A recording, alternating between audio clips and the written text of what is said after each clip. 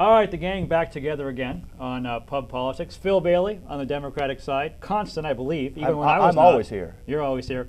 Wes, with the spring look, I'm guessing, is that the new spring wardrobe at the absolutely. State House? All right. Absolutely. All right, is that a popular look? I will tell you this, quick story. These pants actually got the dress code in the state Senate changed when I wore these to the chamber. Explain what the Sergeant of Arms was not very appreciative of the bright colors, and he actually changed the dress code for the Senate chamber because of these pants. He ruined it for a lot of people. I did. Senator Ford can't wear his purple seersucker anymore. Oh wow! All because of Wes Donahue.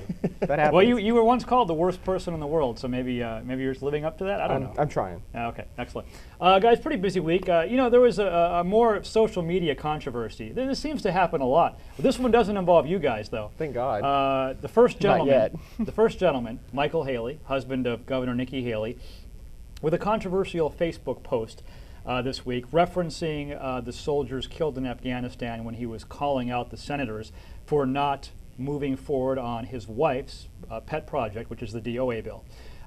So there's a lot of controversy surrounding this. First, Wes, your take on, you can take this from any angle you want, just your take on the controversy and what has happened I since. really got to bite my tongue because there's a lot I want to say about this. But let's remember, just a few weeks ago, they demanded Phil be fired for some tweets, and Phil apologized. He apologized on this show. And I think it's only right that Michael Haley apologized. To me, there's not a big difference in what he said and then in fact, I think Michael Haley's it's even worse, honestly, comparing this debate to these soldiers dying. I think it's absolutely wrong.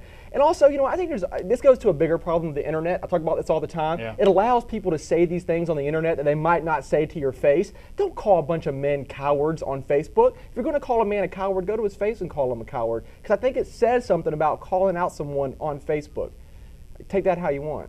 Phil, should there be some punishment for Michael Haley on this? What do you think? I don't think so. I think but what I do think he needs to apologize to the families of those fallen soldiers. That's what Senator Levinas, retired Air Force general, flew combat missions in the first Persian Gulf War, took to the floor of the Senate and demanded that Michael Haley apologize, or if he wants to continue to engage in political debate like this, resign his commission in the National Guard.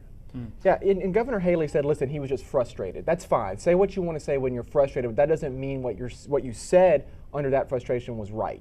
If he was frustrated, he said something stupid, he should come back and apologize for it. Well, Michael Haley's wife, the governor, Nikki Haley, we're back on Thursday again to the ethics hearing part. I've lost track of how many parts it is, but there'll be another hearing tomorrow with more testimony, I'm assuming.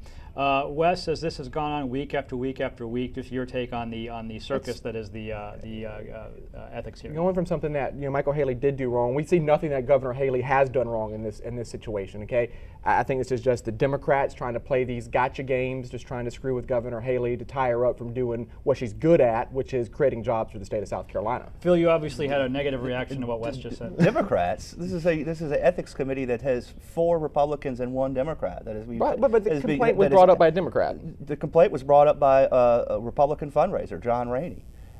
This is a Republican on Republican issue.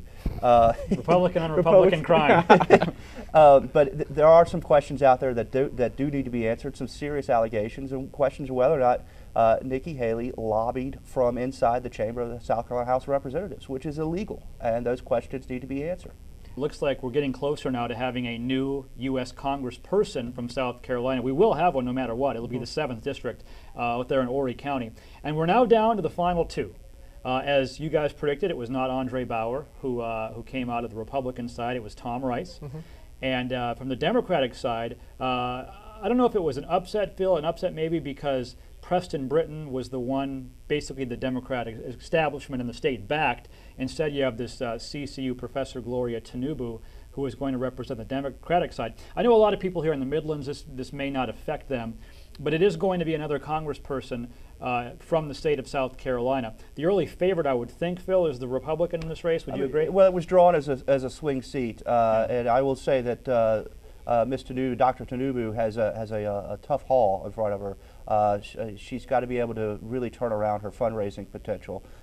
She didn't raise a whole lot of money. She did run a great ground campaign and really an effective campaign for a Democratic primary I just don't really know about her chances in the general. Yeah, and that's a question I have, because a lot of us here and people watching this didn't get to vote in this because this was not this is a different district. But if I'm reading and I'm thinking, okay, everybody, Clyburn, all the Democrats backed this person, Preston Britton.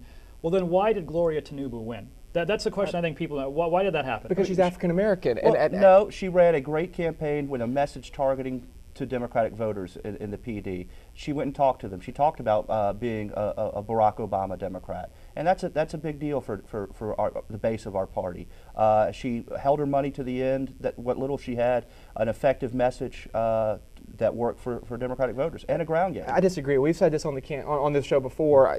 Phil Bailey's of the world are going extinct. Okay, there is a real racial war going on in the Democratic Party. The whites and the blacks in the Democratic Party, and the African Americans are going to win in something like this. They want another African American candidate. That's why you're seeing in rural counties the white Democrats going extinct, especially when you look at these state legislative races. So I disagree with you. I don't think it is just an Horry 7th District issue. I think it's a statewide issue that's really killing the base of the Democratic Party here in the South.